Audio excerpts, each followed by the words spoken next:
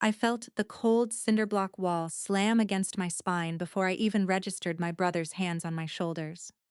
Get your pathetic, paper-pushing face off my base, he hissed in the crowded military hallway. What he didn't know was that the master sergeant sprinting toward us wasn't coming to arrest me.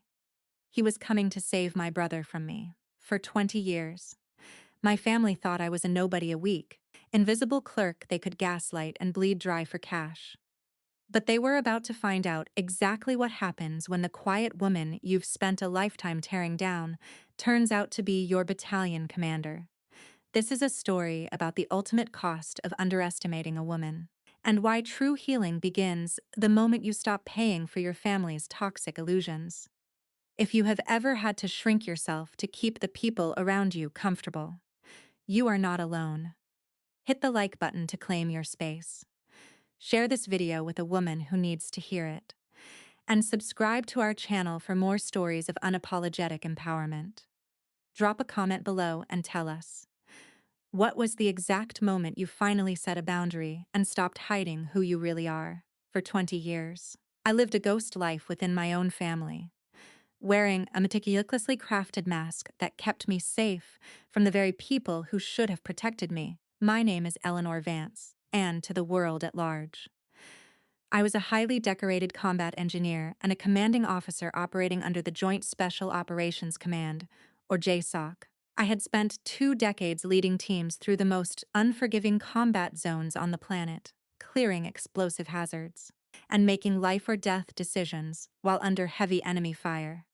I knew the metallic taste of adrenaline, the deafening roar of improvised explosive devices, and the heavy, profound burden of writing letters to the families of soldiers who would never come home, but to my parents, Arthur and Margaret, and to my younger brother, Jackson.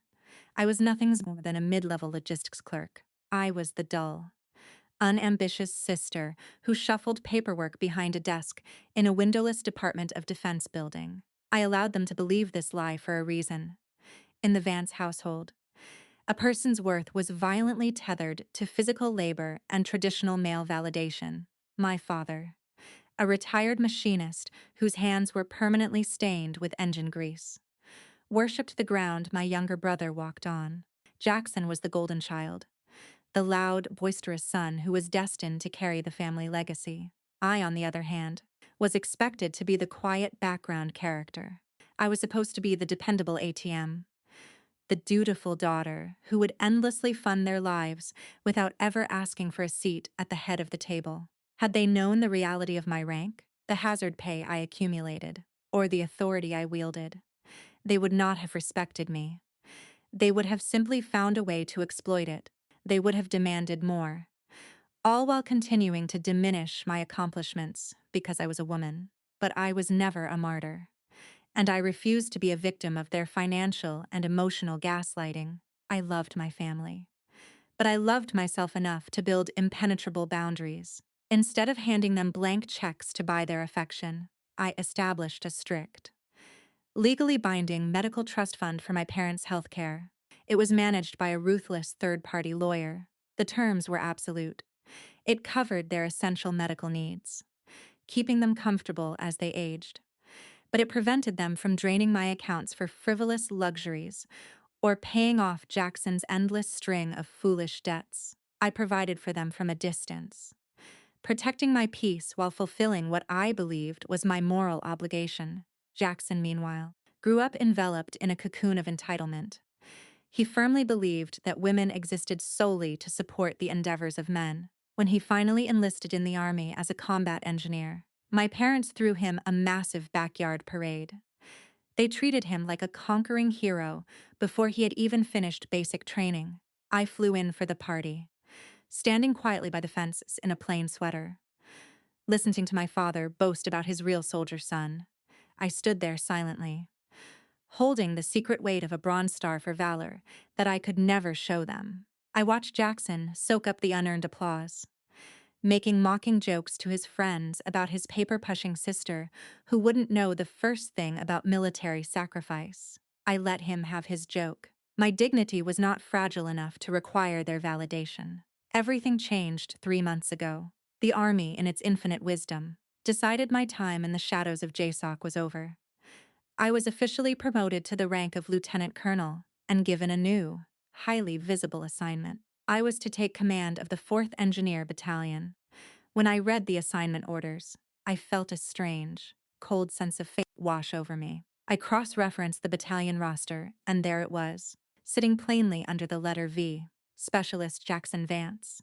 My 28-year-old brother was a junior enlisted soldier in the very battalion I was about to command. I could have made a phone call, with one quiet word to the right general. I could have had Jackson quietly transferred to another unit, preserving the illusion and keeping our lives neatly separated. But as I sat in my office, looking at the roster, I realized I was done shrinking myself to keep my family comfortable. True equality means holding everyone to the exact same standard, regardless of blood.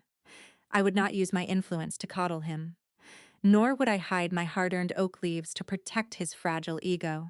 I decided it was time to drop the cover story. I was going to walk into my new command exactly as I was, and the chips would fall wherever the truth dictated. The morning I drove to the base, the sky was a bruised, heavy gray, threatening a downpour that never quite materialized. I arrived 3 days before my official change of command ceremony. It was a habit I had developed over 2 decades of leadership. Always do an unannounced walkthrough.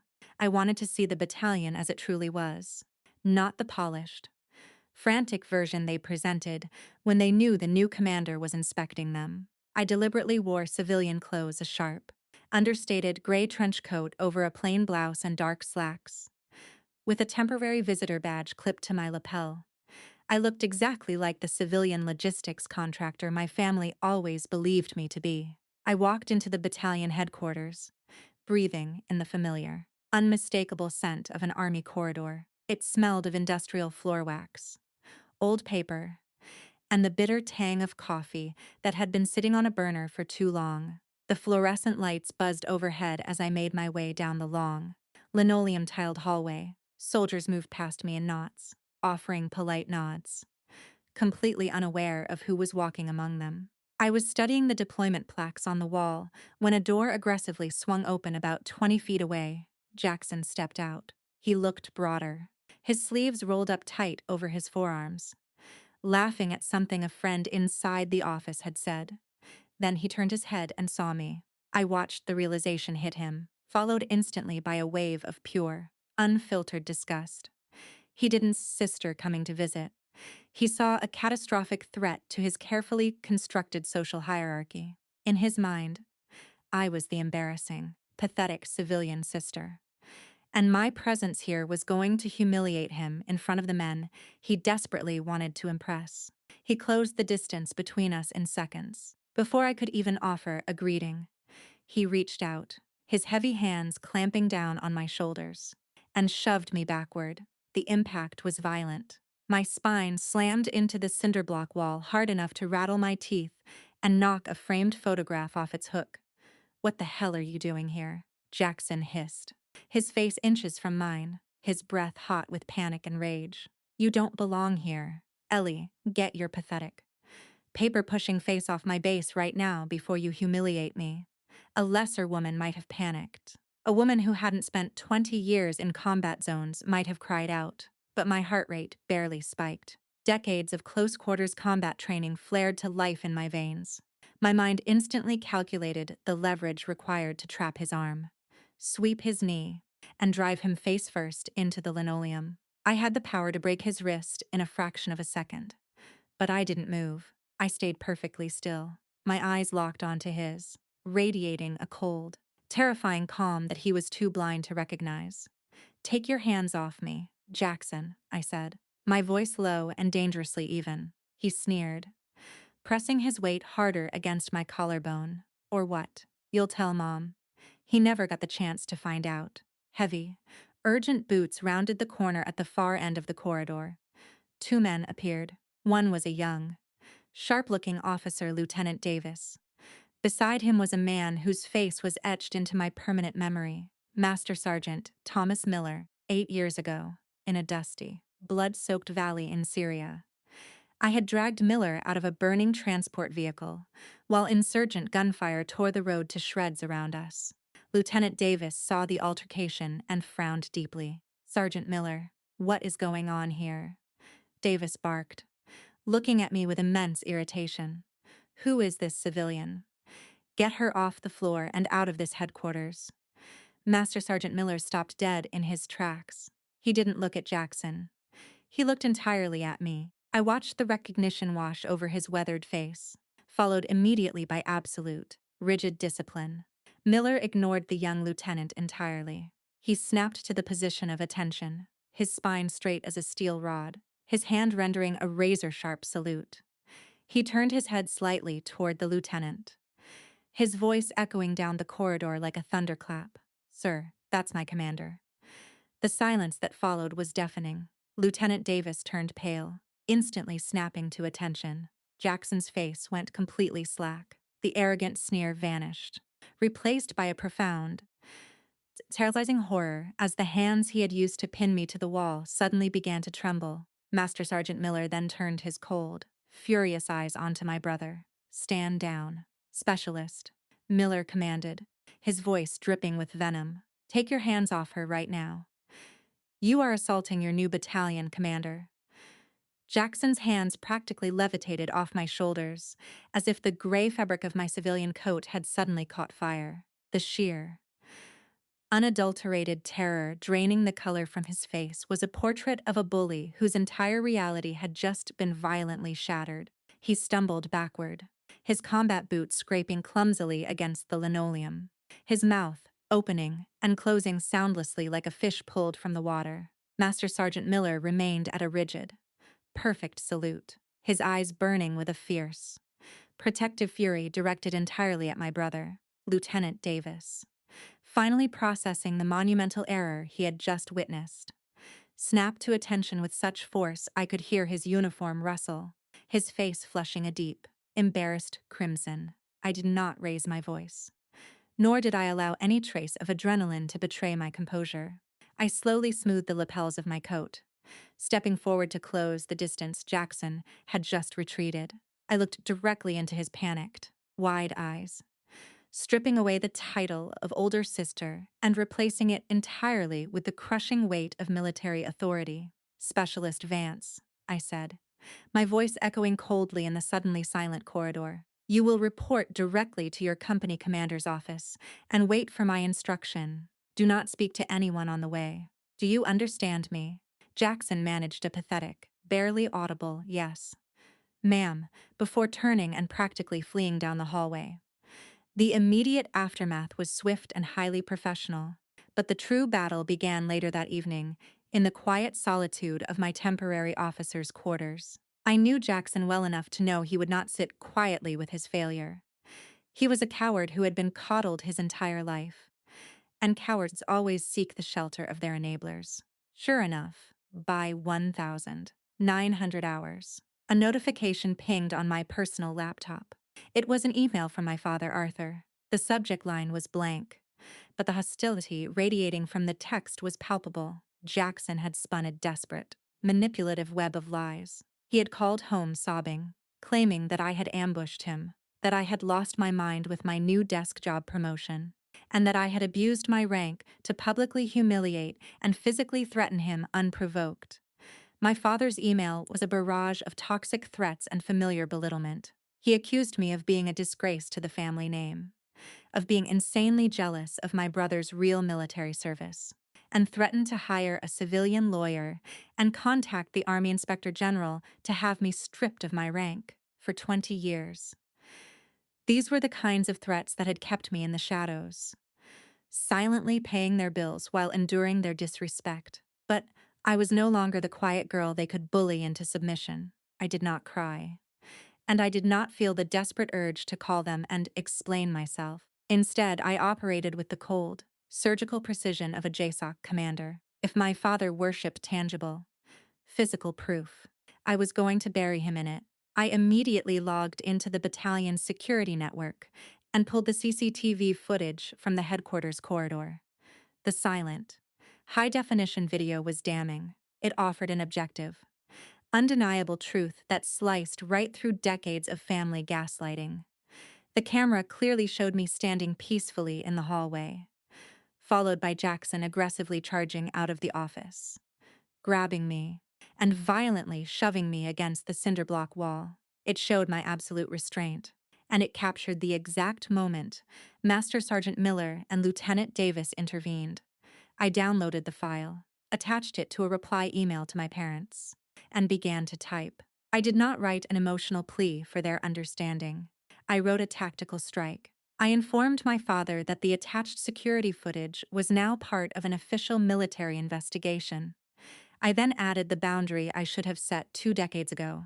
I typed, as of this moment. The medical trust fund managed by my attorneys is legally dissolved due to hostile and abusive actions against the benefactor. I will longer financially subsidize a family that actively supports violence against me. But the financial boundary was only the beginning. True accountability is the highest form of love, and I had a duty that superseded my bloodline. I formally initiated UCMJ Uniform Code of Military Justice proceedings against Jackson for assaulting a superior commissioned officer. I did not do this out of petty revenge. I did it because if I allowed a soldier to violently assault a woman in my hallway and walk away unpunished, I would be failing every single female soldier under my command. I hit send, closing the laptop and listening to the steady, comforting sound of the rain against the window. The illusion was finally dead, and for the first time in my life, I breathed freely. 3 days later, the storm that I had unleashed finally arrived at the gates of my battalion. My parents had driven 6 exhausting hours from our hometown, fueled by a mixture of righteous indignation and desperate denial. They had bypassed the standard visitor protocols, demanding to see me, determined to save their golden child from the consequences of his own actions. When the military police escorted them into my newly appointed battalion commander's office, they came to a sudden, jarring halt. I was standing behind my heavy mahogany desk, but I was not wearing the plain civilian clothes they were so accustomed to. I was in my immaculate Class A uniform. The silver oak leaves of a lieutenant colonel gleamed sharply on my shoulders, and pinned to my chest, shimmering under the fluorescent lights, was the bronze star with a V device for valor. My father's mouth opened to unleash his prepared tirade, but the words died in his throat as his eyes darted from the heavy brass on my uniform to the overwhelming reality of my office. He was entirely out of his depth, completely unequipped to handle the formidable woman standing before him. Before my father could recover his wits and begin shouting, the door to my office opened again, and Master Sergeant Miller stepped inside. Miller did not look at me. His steely gaze was locked entirely on Arthur. My father tried to puff up his chest, preparing to dress down this enlisted man. But Miller did not offer him the opportunity to speak, moving with calm, deliberate authority. Miller walked over to the coffee table and placed a thick, redacted manila folder down in front of my parents. It was the declassified after-action report from the ambush in Syria. "Mr. Vance," Miller said, his voice a low, gravelly rumble that commanded absolute attention. "You are standing in the office of one of the finest combat commanders the United States Army has ever produced.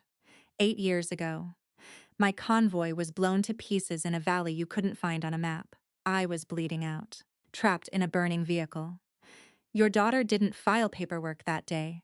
She dismounted under heavy machine gun fire, sprinted across a kill zone, and dragged me out of that inferno with her bare hands. I have a wife and 3 daughters who still have a father because of the woman you are trying to scream at."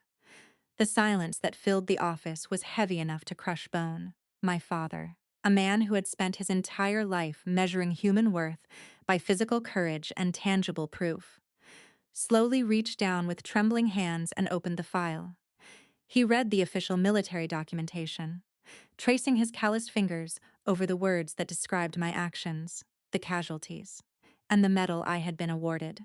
As he read, the fortress of his lifelong bias slowly began to crumble. For 20 years, he had worshipped a son who felt entitled to assault women, while actively despising a daughter who ran into literal fires to save lives. The sheer weight of his own ignorance broke him. My strong, stubborn, immovable father collapsed into one of the leather guest chairs, buried his face in his rough hands, and began to weep. It was a raw, devastating sound. The sound of a patriarch realizing his entire metric for love and respect had been fundamentally flawed. Margaret stood beside him, her hands covering her mouth, paralyzed by the overwhelming truth she could no longer deny. The resolution of our family drama was not a fairy tale, but it was profoundly real. Jackson was not spared from justice. He faced his court-martial, resulting in 45 days of military confinement and a reduction in rank. In the beginning, he hated me for it. He blamed me for ruining his life. But a year later, a letter arrived at my desk, written in his messy, familiar handwriting. It was not a plea for money or a demand for forgiveness.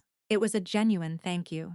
He admitted that my refusal to baby him, my absolute commitment to accountability, had forced him to look in the mirror and finally grow up. We are not a perfect family today. We do not pretend the past 2 decades did not happen. My parents are in weekly therapy, learning to dismantle the toxic mentalities that almost cost them their children. We have Sunday dinners once a month, but we do so on my terms, within the boundaries I have rigidly set. I did not win my family back by shrinking myself or by buying their affection from the shadows. I won my peace by standing fully in my power, proving that the strongest thing a woman can ever do is refuse to apologize for the space she rightfully commands. The weeks immediately following my father's emotional collapse in my office were arguably the most difficult of my entire life, requiring a different kind of endurance than I had ever practiced in a combat zone. When you drop a bomb of truth into the center of a profoundly dysfunctional family, the explosion is only the beginning. It is the toxic fallout that truly tests your resolve. The news of Jackson's court-martial and the dissolution of the medical trust fund spread through our extended family like wildfire. Heavily distorted by generations of ingrained misogyny and deliberate misunderstanding, my phone became a relentless conduit for guilt and manipulation. Aunts, uncles, and distant cousins who had never once bothered to ask about my well-being were suddenly calling at all hours of the night, labeling me a monster, a traitor, and a cold-hearted tyrant. They accused me of letting a minor sibling rivalry destroy a young man's promising career and leaving my aging parents financially vulnerable. They tried to weaponize my own conscience against me, playing on the deeply conditioned societal expectation that a woman's primary purpose is to absorb abuse in the name of keeping the peace. It would have been extraordinarily easy to cave under the immense pressure of their collective judgment. I could have reinstated the trust fund, written a letter of leniency to the military judge presiding over Jackson's case, and returned to the comfortable, familiar shadows of my old existence. But doing so would have been a catastrophic betrayal of my own soul and a profound disservice to the soldiers I was now sworn to lead. I held the line with absolute, unyielding discipline. I blocked the phone numbers of every abusive relative and refused to entertain a single conversation that began with a demand for my capitulation. I had to remind myself daily that setting a healthy boundary often feels like an act of unspeakable cruelty to those who have spent their lives benefiting from your lack of one. Meanwhile, Jackson was navigating his own terrifying reckoning. The military justice system does not care who your father is, nor does it entertain excuses for assaulting a commanding officer. Jackson was stripped of his rank, returning to the absolute bottom of the enlisted hierarchy, and sentenced to 45 days in a military confinement facility. For the first time in his 28 years of existence, the protective bubble of our parents' relentless enabling had been violently burst. He was completely alone with the weight of his own arrogance. During those 45 days, I did not visit him. I did not send him letters of encouragement, nor did I intercept the harsh realities of his punishment. I allowed the consequences to crush him, fully aware that genuine transformation can only begin in the desolate, uncomfortable spaces where all our familiar excuses have been stripped away. The transformation I had dared to hope for did not happen overnight, but it began with a subtle shift in the tectonic plates of our family dynamic. Without my financial subsidization, My parents were forced to drastically restructure their lives, which inadvertently forced them to communicate with one another rather than using me as an emotional buffer. My father, stripped of his illusion of control, quietly enrolled in a veteran-sponsored counseling program for families. It was there that he slowly began to dismantle the toxic architecture of his own worldview. The breakthrough with Jackson came months after his release. Delivered in the form of a handwritten letter placed tentatively on the edge of my desk by Master Sergeant Miller. The letter was devoid of the arrogant, mocking tone I had endured for 2 decades. It was the raw, humiliating admission of a young man who had finally realized that his entire identity was built on a foundation of unearned superiority. Jackson wrote that during his confinement. He had spent hours reading the declassified summaries of my deployments. He finally understood that while he had been playing the role of a soldier in the safety of our parents' backyard, I had been bleeding in the dirt to bring real soldiers home. He did not ask for my forgiveness in that letter. He simply promised that he would spend the rest of his life striving to be a man who was worthy of serving in my army. That acknowledgement, born of painful accountability rather than forced familial obligation, was the genuine victory I had been fighting for. If you are watching this video, sitting quietly in your living room or listening through your headphones on a crowded train, I want to speak directly to your heart. I know you are out there. You are the quiet ones in your families.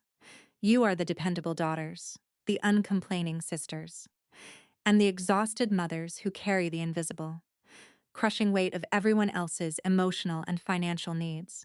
You have been systematically conditioned to believe that your worth is intrinsically tied to your utility, and that setting a boundary is synonymous with being selfish. You have swallowed your pride, hidden your accomplishments, and made yourself intentionally small just so the men in your life can feel tall. You have convinced yourself that if you just give a little more money, offer a little more patience, and endure a little more disrespect, they will eventually turn around and recognize your value. I need you to listen to me with absolute clarity. That day will never come unless you are brave enough to force the issue. The people who are comfortable disrespecting you will never spontaneously decide to hand you the respect you deserve. You have to stand up, look them in the eye, and fiercely reclaim it for yourself. My journey over the past 2 decades has taught me 3 absolute, undeniable truths that I want to impart to you today. Number 1. Basic respect is a fundamental human right, not a gendered privilege that you must endlessly work to earn. You do not need to possess a Bronze Star or command a military battalion to demand that your family speak to you with basic human decency. Number 2. Sharing a bloodline does not give anyone a free pass to emotionally, financially, or physically abuse you. We are taught as women to be the ultimate peacemakers, to stitch the family together at the severe cost of our own mental health. But let me tell you a secret about keeping the peace. When you tolerate abuse to keep the peace in your family, you are merely transferring the war into your own mind. True equality means holding your mother, your father, and your siblings to the exact same standard of behavior that you would demand from a stranger on the street. Number 3, and perhaps the most important.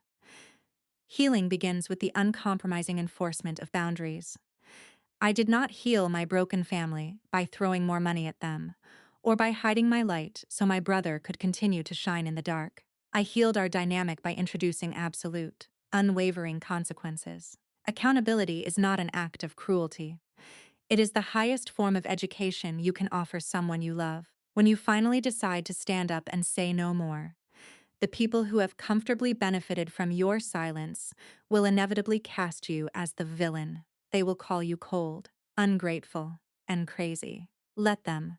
Let them paint whatever narrative they need to soothe their own bruised egos. Your peace of mind, your dignity, and your self-worth are infinitely more valuable than their false comfort. You are not a martyr born to suffer for their convenience. You are the author of your own extraordinary life. And it is time you start writing the chapters you actually want to read. If this story resonated with you, if you have ever had to set a terrifying, life-altering boundary with someone you desperately love just to protect your own sanity. I want you to share your story in the comments below. Let us create a powerful community of women who absolutely refuse to be invisible anymore. Hit the like button to tell the algorithm that stories of female empowerment and unapologetic strength matter. And make sure you subscribe and turn on the notification bell so we can continue do this beautiful, difficult journey of healing together. Until next time, stay strong, stay visible, and never, ever apologize for the space you take up in this world. Take care of yourselves. The first Sunday dinner hosted at my house was an exercise in calculated vulnerability, a delicate psychological operation that required as much tactical planning as any extraction mission I had ever led overseas. For 20 years, family gatherings had meant me driving to their territory, stepping into the childhood home on Ridge Street, where the walls themselves seemed steeped in my subjugation. I would sit quietly at the edge of the dining table, absorbing passive-aggressive remarks about my fictional desk job while watching my mother serve Jackson the choicest cuts of meat. But those days were permanently buried. If we were going to rebuild any semblance of a relationship, it would happen on neutral ground, under my absolute terms. I hosted the dinner at my residence just off the base, a modern, minimalist house that reflected the order and discipline of my adult life. There was no clutter, no shrines to a golden child, only the quiet dignity of a space earned through 2 decades of blood, sweat, and classified deployments. When the doorbell finally rang at precisely 1800 hours, I took a deep, steadying breath. I opened the door to find Arthur, Margaret, and Jackson standing on my porch, looking utterly out of their element. They did not barge in with their usual loud, entitled bluster. Instead, they waited for my invitation to cross the threshold. Jackson was the first to speak. He was wearing a simple button-down shirt, his posture completely devoid of the arrogant swagger that used to define his every movement. He held a bottle of wine, offering it to me with a nervous, polite nod. The reduction in his rank and his time in military confinement had stripped away his false bravado, leaving behind a quieter, more observant young man. My mother, Margaret, clutched her purse tightly with both hands, her eyes darting around my pristine foyer as if she were stepping into a museum where she was afraid to accidentally break the exhibits. My father, Arthur, brought up the rear. He took his hat off as soon as he stepped inside, a gesture of basic respect he had never once afforded me in his own home. The initial 20 minutes were painfully awkward. The silence in the living room was thick, punctuated only by the clinking of glasses and forced, polite remarks about the weather, but I did not rush to fill the silence. I did not crack self-deprecating jokes to put them at ease, nor did I shrink into the background to make them feel taller. I sat comfortably in my armchair, holding my space, allowing them to sit with the discomfort of their new reality and process the woman I actually was. When we moved to the dining room, the shift in our dynamic became undeniable.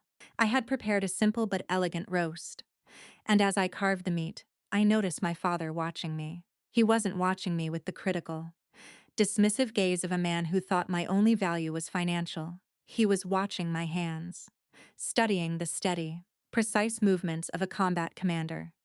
During the meal, Jackson spoke about his new assignment in the motor pool. He didn't boast, and he didn't complain about the grueling, unglamorous work of turning wrenches. He simply stated that he was learning the value of maintaining the vehicles that kept the engineers alive in the field. He looked at me for professional acknowledgement, not for a familial bailout. For the first time in my life, I engaged my family in a conversation about military logistics, strategy, and leadership without having to filter my intelligence through a lens of feigned ignorance. My father actually asked me a question about force projection, his voice hesitant but genuinely curious. I answered him clearly, asserting my expertise, and he nodded slowly, chewing on the information. Margaret, who had spent years acting as the chief enabler of my father's patriarchal worldview, seemed to be undergoing the most profound internal crisis. Halfway through the meal, she looked at the framed commissioning photograph on my dining room wall, a picture she had willfully ignored for 20 years. And then she looked back at me. "You have a beautiful home, Eleanor," she said, her voice wavering slightly. "I'm sorry it took us so long to see it. I'm sorry it took us so long to see you." I did not rush over to hug her and tell her everything was fine.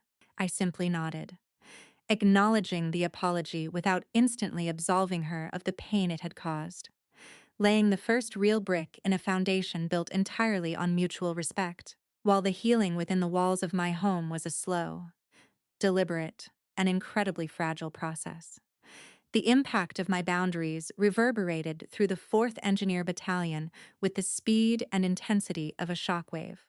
In the military, the rumor mill operates faster than any encrypted radio frequency. Within days of the hallway incident and Jackson's subsequent court-martial, every single soldier from the lowest-ranking private to my company commanders knew exactly what had transpired. They knew that their new battalion commander had not only survived a brutal combat deployment in Syria, but that she possessed the iron will to prosecute her own flesh and blood for a breach of discipline and assault. At first, there was a palpable sense of fear among the ranks. Soldiers stood a little straighter when I walked past. Salutes were rendered with a razor-sharp snap that bordered on sheer panic. But as the weeks turned into months, that initial fear transformed into something far more powerful and sustainable: absolute, unquestioning trust. By refusing to sweep Jackson's assault under the rug to protect my family's reputation, I had inadvertently communicated to my entire battalion that the uniform meant more to me than nepotism, and that the safety of my soldiers was my highest, uncompromised priority. This cultural shift was particularly profound among the female soldiers in my command. The military, despite its many modern advancements, can still be an incredibly daunting environment for women. We are constantly navigating a complex web of unwritten rules, often working twice as hard to prove we belong in combat arms spaces while simultaneously managing the fragile egos of our male peers. Shortly after the dust had settled, a young female lieutenant knocked on the door of my office. She was a brilliant logistics officer, but she was struggling with a senior male non-commissioned officer who routinely undermined her authority and dismissed her operational plans in front of her subordinates. She came to me not for a tactical military solution, but for permission to shrink herself.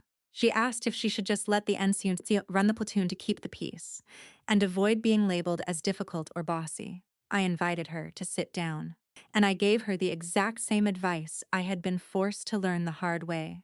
I told her that every time a woman shrinks herself to make an insecure man comfortable, she is betraying the generations of women who fought for her right to wear the uniform.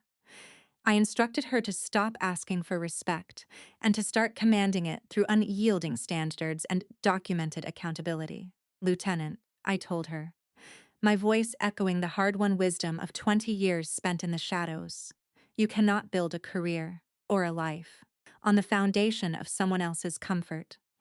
If you allow disrespect to take root in your platoon, it will consume your command. Set the boundary today. If he crosses it, you discipline him. You do not explain. You do not apologize. And you never, ever back down." She left my office with her spine straight and her jaw set, and within 2 weeks, she had entirely turned her platoon around. Witnessing that lieutenant step into her power was the moment I fully realized the true magnitude of what I had accomplished by standing up to my family. The boundaries we set in our personal lives inevitably dictate the leadership we project into the world. Master Sergeant Miller understood this better than anyone. Months later, as we stood on the parade field watching our engineers execute a flawlessly coordinated bridge-building exercise, he turned to me with a faint, knowing smile. "They'd follow you straight into hell." "Ma'am," he murmured quietly over the roar of the diesel engines, "not because of the oak leaves on your chest, but because they know you won't compromise your standards for anyone." Standing there in the cold morning air, feeling the heavy, comforting weight of my command, I knew that the ghost of the quiet sister was finally dead. I am Eleanor Vance, a protector of my own peace, and I will never be the quiet one again. The transition from autumn to winter brought a familiar chilling tension that had nothing to do with the dropping temperatures on the military base, and everything to do with the impending arrival of the holiday season for most of my adult life. The months of November and December were a psychological minefield. The holidays are culturally weaponized against women, heavily laden with the unspoken expectation that we must completely abandon our personal boundaries in the name of familial harmony and forced cheer. Traditionally, I would have spent weeks dreading the inevitable drive back to Ridge Street, mentally preparing myself to absorb the passive-aggressive commentary, the deliberate minimization of my career, and the exhausting charade of pretending that Jackson's mediocre accomplishments were the centerpiece of our family's legacy. The extended family aunts, uncles, and cousins, who only ever materialized to consume the food I had quietly paid for, would have undoubtedly expected me to resume my role as the silent, accommodating benefactor. I received a barrage of holiday cards and voicemails from these relatives, all carrying the same thinly veiled message. It was time for me to drop this nonsense. Forgive my brother, reinstate the financial support, and return to the comfortable status quo so they could enjoy their holiday gatherings without the awkwardness of our estrangement. I did not return a single phone call, nor did I send a single check. Instead, I established a new tradition, one built entirely on the foundation of my newly claimed autonomy. I decided that I would remain at my residence near the base for Thanksgiving, and I explicitly communicated that my door was open only to those who were willing to enter with absolute respect. I did not expect anyone to show up, to my profound surprise. The first person to ask for a seat at my table was Jackson. He did not demand an invitation, nor did he assume he was entitled to one. He called me a week before the holiday, his tone respectful and cautious, and asked if he could contribute to the meal and spend the evening with me. When Thanksgiving Day arrived, he drove up to my house alone, carrying two freshly baked pies and wearing a crisp, ironed shirt. The arrogant, entitled boy who had violently shoved me into a cinder block wall was gone, replaced by a grounded, highly self-aware young man who was actively doing the grueling work of dismantling his own toxicity. We spent the afternoon cooking together in a comfortable, unprecedented silence. The kind of silence that is earned through painful accountability rather than enforced by fear. As we sat down to eat, just the two of us, Jackson initiated a conversation that I will carry with me for the rest of my life. He looked down at his plate, tracing the rim with his fork, and spoke with a raw vulnerability that I had never witnessed in any male member of the Vance family. He confessed that during his 45 days in military confinement, he had initially fantasized about ruining my career, convinced that I was a vindictive tyrant who had stolen his future. But the isolation of the brig, combined with the undeniable reality of his own actions, eventually broke through his delusions. He told me that my refusal to rescue him was the most profound act of love anyone had ever shown him. Our parents had spent his entire life shielding him from the consequences of his arrogance, effectively paralyzing his emotional growth and turning him into a dangerous, entitled man by treating him exactly like any other soldier who had committed an assault. I had forced him to look in the mirror and finally confront the ugly truth of who he was. He looked me directly in the eyes and thanked me for the court-martial, stating that the punishment had salvaged his soul before he could do something entirely unforgivable to another woman. Hearing my brother articulate the exact philosophy of accountability that I had staked my family's future on was a profound, quiet victory that washed away decades of hidden resentment. The true culmination of this long, arduous journey did not happen in a dramatic confrontation or a tearful, cinematic embrace.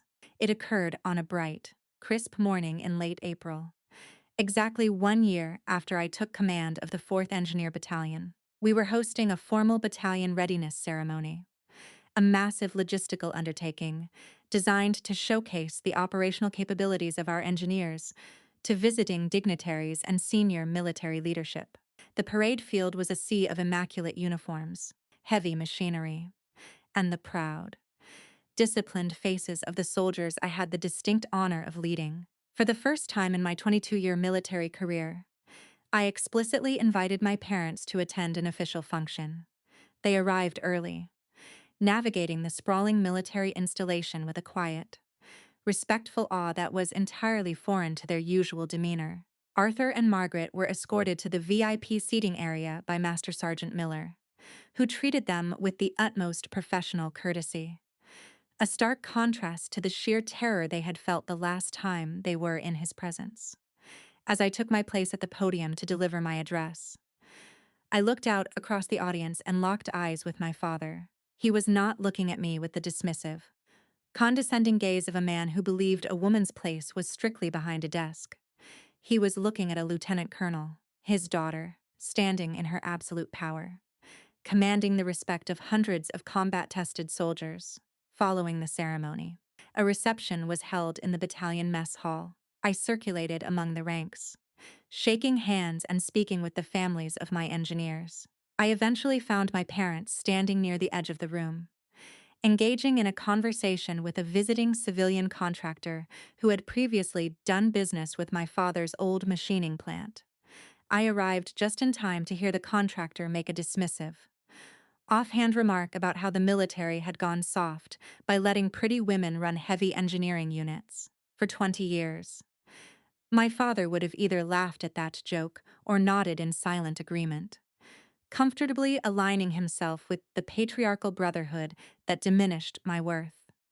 But on this day, Arthur Vance did not smile. His posture stiffened, his jaw set, and he looked the contractor dead in the eye, with a voice that carried the absolute, unshakable conviction of a man who had finally learned the truth. My father corrected him. He stated that his daughter had pulled men out of burning wreckage under heavy enemy fire, that she commanded the most lethal and efficient battalion on the base, and that anyone who disrespected her in his presence was a fool who fundamentally misunderstood what true strength looked like. The contractor stammered a frantic apology and quickly excused himself. My father turned to me, his eyes shining with a quiet, fierce pride, and sensibly nodded. No further words were required. If you have stayed with me through this entire story, I want to leave you with one final, impenetrable truth. The walls we are pushed into, whether they are literal cinder block walls in a military hallway, or the invisible, suffocating walls of expectation and emotional abuse, do not have to define the boundaries of our lives. You have the absolute right to dismantle those walls, brick by heavy brick, and build a fortress of your own making. You do not need the permission of the people who overlooked you to finally become visible. You do not need the approval of the people who diminished you to finally stand tall. The healing you so desperately seek will never be found in a relentless cycle of self-sacrifice and financial appeasement. It will only be found the moment you decide to stop participating in your own subjugation. The day I stopped paying my family to tolerate a false, minimized version of myself was the day my actual life began, into the light. Claim your rank, whatever it may be in your own world, and never let anyone, especially those who share your blood, tell you that you are anything less than a commander of your own destiny. The hardest battle you will ever fight isn't out in the world. It is often right inside your own living room, against the people who were supposed to protect you. From a very young age, especially as women, we are conditioned to believe that family is an absolute, that sharing a bloodline automatically excuses abuse, disrespect, and financial exploitation. We are relentlessly told to keep the peace, to be the bigger person, and to silently swallow our pride so that others can remain comfortable in their delusions of superiority. But this story proves that true peace cannot exist without rigid, unbreakable boundaries. Accountability is never an act of cruelty or vengeance. It is the most profound form of education you can offer. When you refuse to shield a toxic family member from the harsh consequences of their own actions, you are doing the one thing their enablers never did. You're forcing them to grow up. You do not need to buy your family's affection with endless financial support. And you certainly do not need to hide your brilliance so your siblings can feel adequate. If you are the quiet one, the dependable one, the invisible anchor of your family, hear this clearly. You owe nothing to people who only value you for what you can provide while disrespecting who you are. Your strength, your title, and your achievements belong entirely to you. Step into the light. Stop paying the emotional tax for their insecurities, and never, ever apologize for demanding the respect you have rightfully earned. This content was meticulously researched, constructed, and manually edited by our team to bring you profound meaning and valuable life lessons.